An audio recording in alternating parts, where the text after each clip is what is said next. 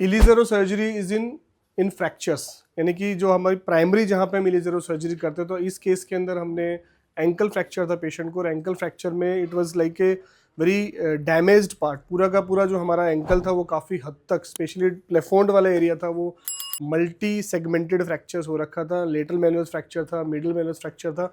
ऐसे के अंदर also there was open injury थी, पेशेंट को पूरा का पूरा घाव था, यहाँ पे you can see the healed wound, ये पूरा घाव हो गया था ना उस समय।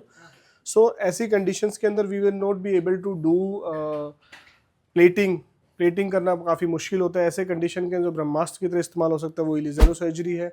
इनकी 2.5 महीने पहले सर्जरी हो चुकी थी, अभी कंप्लीट तरीके से ही is walking full weight bearing on this. और आज हम लोग रिमूवल की बात करें तो इलीज़ेरो फ्रेम को रिमूव करते समय हम लोग किस तरीके से करते हैं।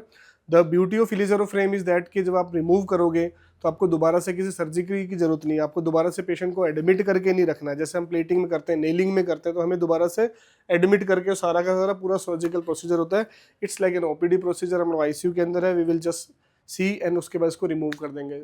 We will just remove the tensioning first. लेकिन सबसे इंपॉर्टेंट होता है कि जब भी हम इलीज़ेरो फ्रेम्स को हटाते हैं तो डायनामाइजेशन कर देते हैं। डायनामाइजेशन का मतलब क्या होता है कि हमने इन रोड्स को बिल्कुल लूज कर दिया है और पेशेंट को हम अलाउड करते हैं कि आप इस पर वॉक करो। इस पर वॉक कर रहे थे आप पूरा कंप्लीट तरीके से वेट डाल रहे हो, ठीक डाला।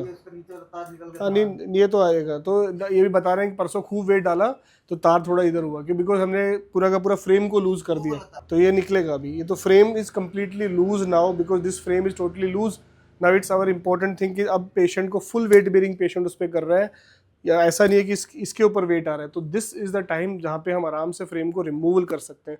तो ये जब हम चेक करना हो कि हमारे इलीज़ेरो फ्रेम के अंदर हड्डी जुड़ गई है कि नहीं जुड़ गई है, कितने समय के बाद जुड़ रही है, अब उसका सबसे इंपॉर्टेंट होता है कि डायनामाइजेशन कर देते हैं, जिसके अंदर हम लोग रोड को लूज कर दे और पेशेंट को फुल वेट बेरिंग देते हैं। अब फिर पेशेंट फुल वेट बेरिंग अगर पेन फ्री करता है तो इसका मतलब हो गया कि now it's a time to remove the frame. तो फ्रेम को सिंपली रिमूव करो, ड्रेसिंग करो एंड देन पेशेंट को फुल वेट बेरिंग आगे में कर सकते हो। कभी कभार थोड़ा बहुत इसमें प्रोटेक्टिव भी रखना पड़ता है। प्रोटेक्टिव मीन्स कि अगर हम उसमें किसी केसेस के अंदर जिसमें हम अर्ली रिमूवल कर रहे हैं वहाँ पे हम प्लास्टर्स भी एप्लीकेशन कर सकते हैं।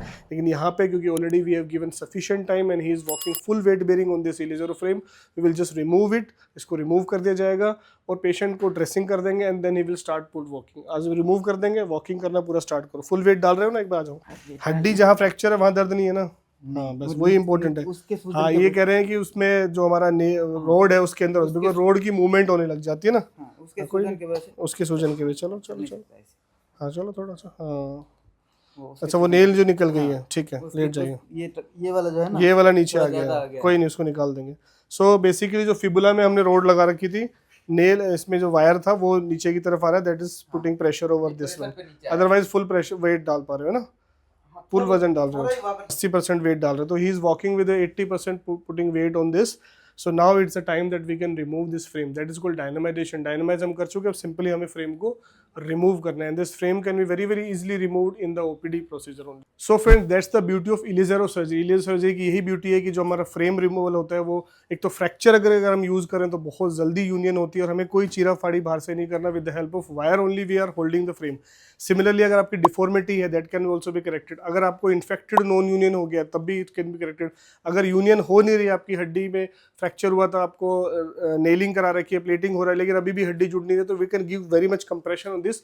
और अगर हड्डी छोटी भी हो गई है, अगर पैर लिम लेंथ डिस्क्रिपेंसी है, it can also be very much corrected. Specially जब हम लिम लेंथनिंग सर्जरी भी करते हैं एलओएन के अंदर, एलओएन में we use the nail and we use the frame to distract और फाइनली लास्ट में उस फ्रेम को रिमूव कर सकते हैं। That is the beauty of Ilizarov surgery. ये कम्बरसम भी नहीं होती, पेशेंट आराम से कंफर्टेबली वॉक कर सकता है। और अगर फ्रैक्चर्स बहुत ज्यादा डिस्प्लेस्ड और बहुत मल्टीपल फ्रैक्चर्स नहीं हो रखे हो तो अर्ली वेट बेरिंग पेशेंट में दे सकते हैं, जैसा कि हमने अपनी प्रीवियस वीडियो में दिखाया था जहाँ पे टीबिया फ्रैक्चर था, पेशेंट को हमने सेकेंड डे पोस्ट सर्जरी उसको वेट बेरिंग के लिए दिया था। तो आपको आपके जानने वाला परिवार में किसी को इस प्रकार की समस्या हुई है कि हड्डी फ्रैक्चर होने के बाद प्लेटिंग हो गई, नेलिंग हो गई, जुड़ नहीं रही, या फिर इन्फेक्शन हो चुका है, या आपको लिम लेंथ डिस्क्रिपेंसी, आपका पैर छोटा बड़ा है, तो with the help of Ilizarov surgery, with the help of lengthening over nail, it can be very well corrected, it can be very well maintained. So at Global Hospital Trauma Center Pataudi, जो कि एक NABS certified hospital है, वहाँ पे हम लिम lengthening, cosmetic लिम lengthening पूरा का पूरा पैकेज प्रोवाइड कर रहे हैं, जहाँ पे आपको one the best surgery, one the best OT with your accommodation, with your diet, with physiotherapy, everything is available at